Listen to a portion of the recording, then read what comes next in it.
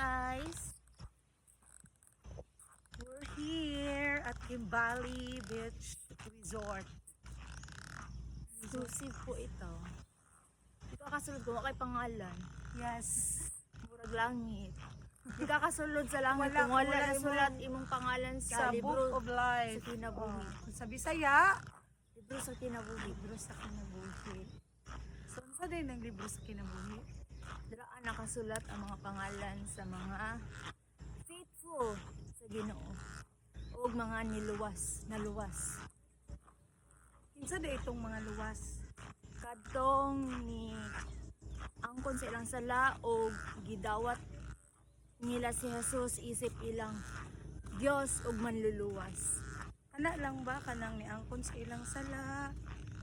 Mga sila nakasala. O sakto na ba nga matuo kita? Wala na tayo laing buhaton. Naatay laing buhaton. Sa itong buhaton padi ay. Atong buhaton kay matinud-anon sa Ginoo by following him, by carrying our cross.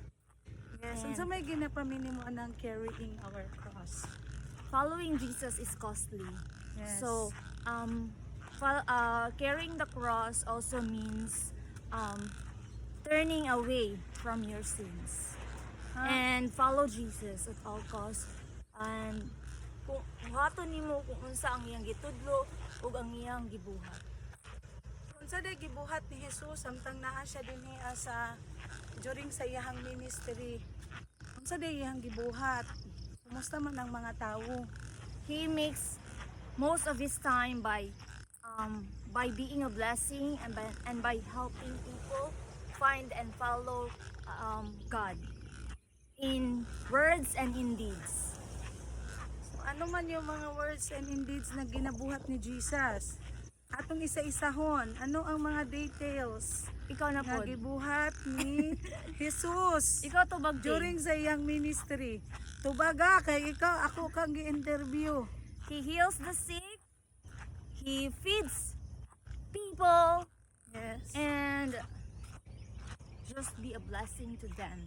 And of course, ang iyang punto is ipakita sa katawhan ang nawong sa Dios Amahan. Unsa na karon para sa mga believers? We are Imago Dei. We are the image bearers of God. Yes. Image bearer of God. And Jesus himself represents the God of the God and the Father. Look at that. It's so beautiful. This is a gift from God, a retreat to all the TMFI staffs. Okay. Yeah. Look at that. So beautiful. Thank you so much, Lord.